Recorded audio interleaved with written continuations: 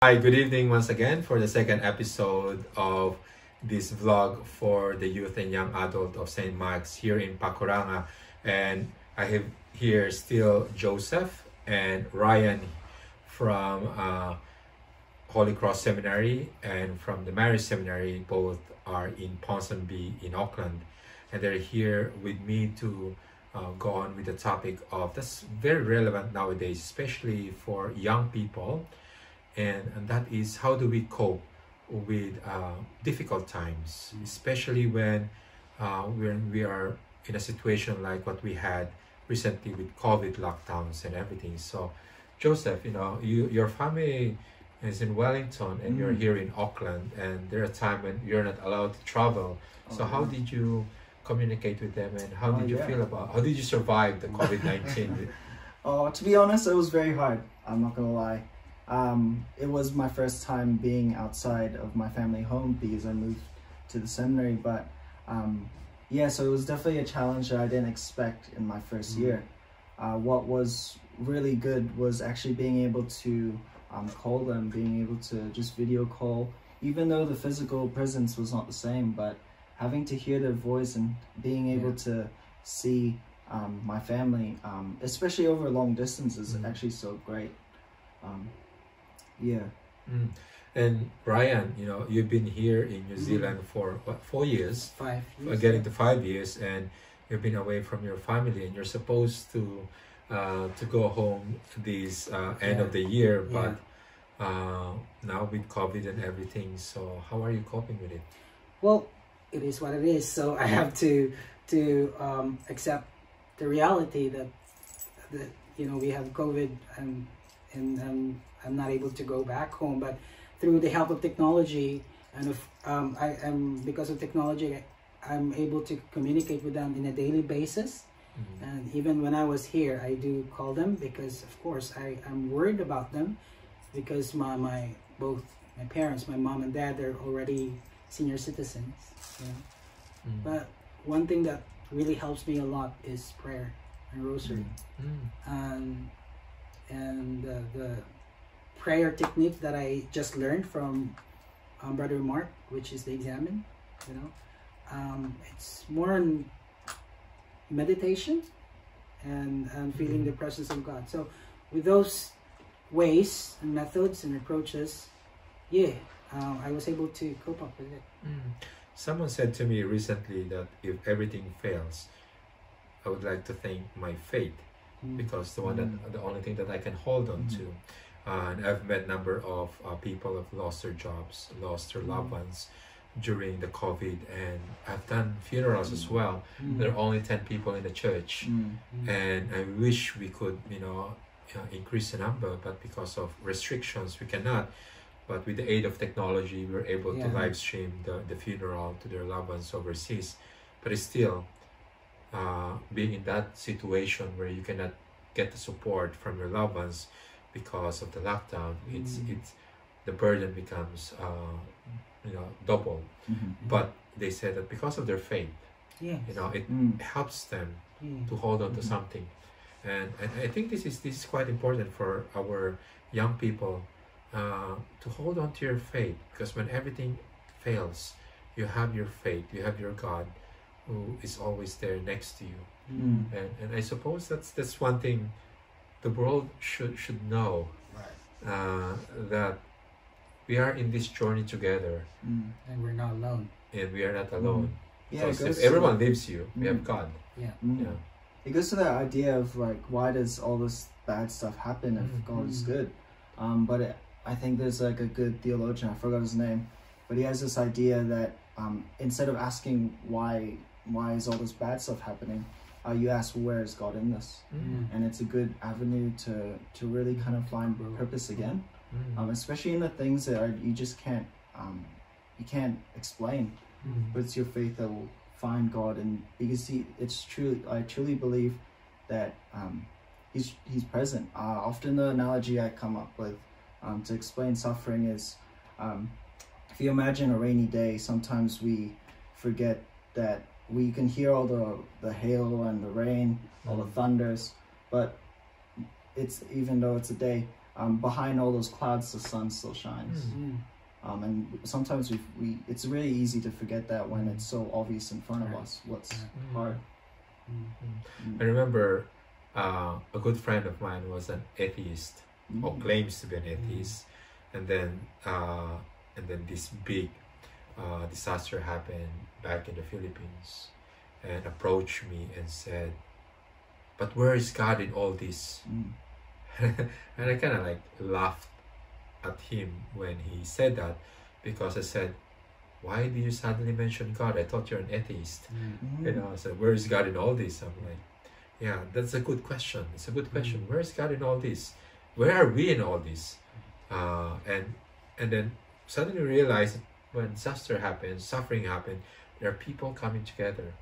And I've seen this one many times.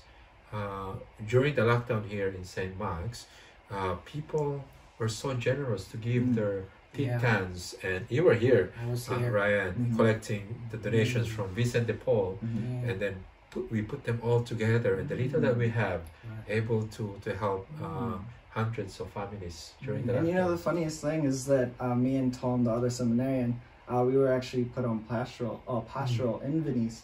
So we saw those cans. We saw them we helped put that into the boxes, and then they would send that out to the families. So occasionally I would, like with the Vinnies, we would actually give it away. So those cans do make a difference. They were the goodness around. Therefore, God is within each and every one of the person in the society and the community, because you know, love is really alive during that time. You can see how people are so concerned about each other, and that's really good. And even God works in a very mysterious ways and right straight even in crooked lines. That, you know, I remember this story about this a very selfish person said, taking advantage of the situation, that going to advertise his product and everything. So he said, you know, for popularity and for advertising, you know, kind of like, I'm going to donate this amount of goods for photo ops. Like, he got what he wanted, but a lot of lives have been saved because of what he donated inadvertently as well. So, you know, he might get all the egos, but then the donations that he gave will probably have saved also many lives. So in a way, you see, God works in very mysterious ways, and even right straight in crooked lines as well.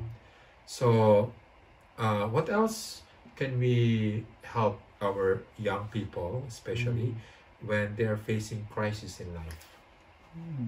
Have you ever had that encounter, you know, when you were in the crossroad? And it's important that you have to be honest to yourself, what you're going through, and acknowledge it, accept it, that you're going through some struggles, and then open it up to your parents, open it up to your family, to your friends, and it helps a lot. Even a simple action like looking at your reflection on the mirror and talking to yourself, don't ever think that it's abnormal. It's basically normal, and it's therapeutic, talking to yourself. But yeah, it's important that you have to be honest and talk about it.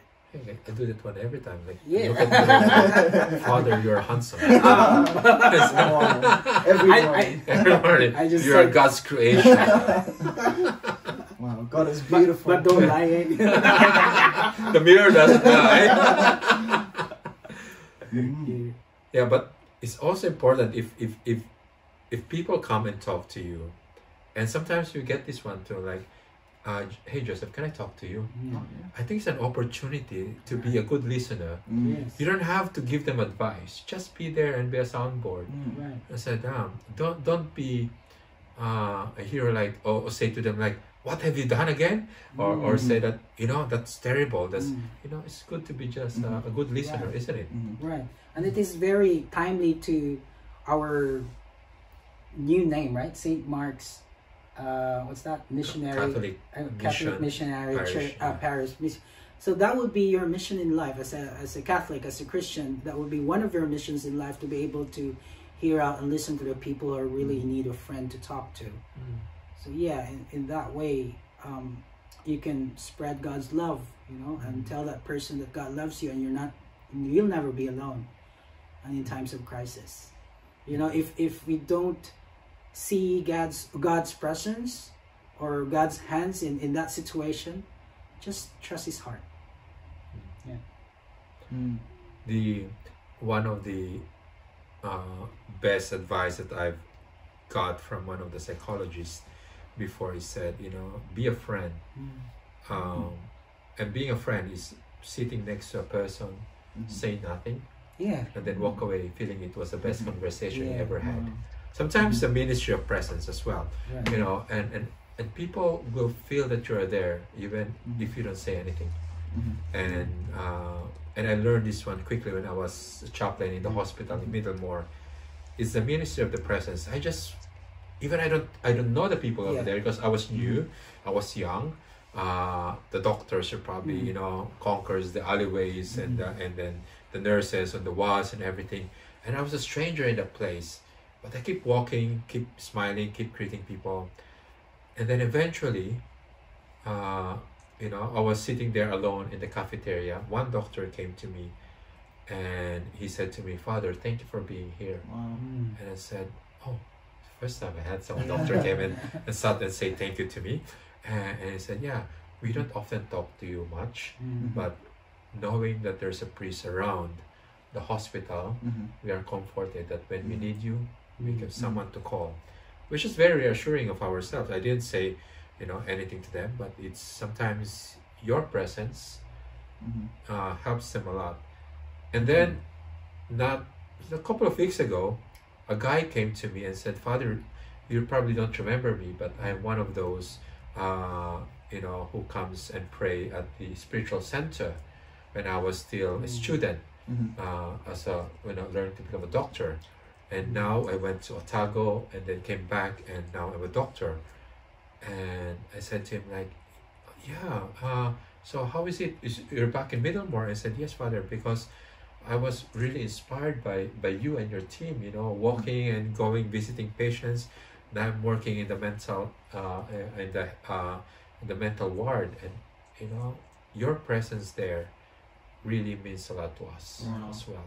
So sometimes the ministry of presence, a good listening ear, and as Ryan would have said, you know, don't be afraid to talk your issues to someone you can trust. Just shows how much we're made for communion, and community is so important to us as a thing. And I think it was just very hard over COVID because we lost that communion. But because of, you know, the gift of technology, we were still able to. But moving on from that post-COVID, I think it just made me realize how much I want to be with these people again. How being physical, in the physical presence of others actually makes so much more difference. And I guess in a way, it's making it more quality nowadays to be with people. Yeah, it's sometimes the absence, you know, forces us to miss some people and miss again the communion, the community. And in our school here on Mission Day last Friday, last week, Friday, I went there and the kids were so happy, just going around and running. And I was standing there in the middle of all these kids and said, what a good sight, you know, after COVID, when they were told, during the COVID, they're told to have a 2 meters distance. You're not allowed to share toys. Now here they are holding hands, having a painted hair. They even painted my hair blue, and then got my nails colored as well, polished the best that they can. But, you know, the beauty of being together once again with no restrictions, I'm sure they just missed it, being with one another. Also, we have to remember every struggle, you know, there's a lesson for it. So at least by having that kind of concept, you look forward for the lesson. And a good example for that one is my parents, because both my parents are very workaholic. So during the lockdown, they were able to realize the value of being together, and they were able to stop for a quite long time not to work. So that's something that money cannot buy. Yeah, to go on to the idea of like stopping, oftentimes during all these hard times, it's actually a good thing in a way to stop and reflect. Yes. In a way, like sometimes in our busyness of life, we're just too caught up into like go. And then even for me personally in my spiritual life, oftentimes I need those days of just stopping, just stop and relax, pausing and think like what happened over the last week or something. Having that examine as well is very good at the end of the day. You mentioned that one on the first episode of the podcast about examine is like 50 minutes of going through your day again. Like, where is God journeying with me when I woke up this morning? Where can I see, you know, the hands of God working on me or through others and touching me and into the life, and the things that I should have done this one better. I think I didn't say those kind words to that person. I didn't say thank you, or I missed it one. Maybe tomorrow I can do better. So it's a good way of reflecting as well at the end of the day. But always end it with a thanksgiving, regardless of how difficult the day. I think I posted one on Facebook the other day, and a lot of people sent me a message saying, because I said, well, it's only a bad day, not a bad life. Yes, I saw that. Take a breath. Breathe. It's only a bad day, not a bad life. So you might have a bad day, but you know, as you have said, there's always a silver lining, even in a cloudy days. So in the rainy days, there's always a sunshine, and a sun behind those dark clouds. So always a hope. Right. And also, Father, God is not only present in every person; He's present everywhere, in every detail, in everything that we see. So if you're like me, I do travel, when not really travel far, but I do go to the park. I do, you know, somewhere where the scenery is beautiful, and somehow I could feel the presence of God during my struggles and my down moments. And you're so blessed. You have New Zealand. This country is very beautiful. Wherever you go, it's really just beautiful. Look at the creation of God, and you can see God in every detail, everywhere you look. And that is something very therapeutic as well. So find a way, as Joseph and Ryan was saying, is find a way where you can appreciate yourself. You can appreciate the works of God through others and through the creation, nature, and also most especially through yourself as a being created in the image and likeness of God, and a creation being loved by God first. And I think there's a promise and this is from the book of the prophet Jeremiah, who said, you know, before you were born, I knew you. I knew you. And I've even read this in Isaiah, I've written your name in the palm of my hands. So it's a beautiful inscription that God is not just a God out there, but a God who is very much in us and journeying with us. My favorite psalm is Psalm 139. I don't know if you know it one, but it's good if you're going to look at it, because mine is different, but I will try to connect it too. It's actually long, this one. It's one of the psalm that I really love in times of crisis, is to recognize that God is there always with us. And I found this one in Psalm 139. Ryan, can you read the Psalm 139 until verse 12? Okay. O Lord, you have searched me and known me. You know when I sit down and when I rise up. You discern my thoughts from far away. You search out my path and my lying down, and are acquainted with all my ways. Even before a word is on my tongue, O Lord, you know it completely. You hem me in behind and before, and lay your hand upon me. Such knowledge is too wonderful for me. It is so high that I cannot attain it. Where can I go from your spirit? Or where can I flee from your presence? If I ascend to heaven, you are there. If I make my bed in Sheol, you are there. If I take the wings of the morning and settle at the farthest limits of the sea, even there your hand shall lead me, and your right hand shall hold me fast.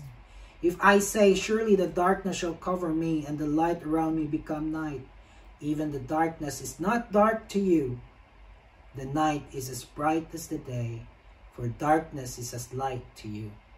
Beautiful. Yeah. On that note, and on that scripture passage from Psalm, we end this second episode of the podcast. Once again, thank you, Joseph and Ryan. Thank you, Father. God bless. See you next episode.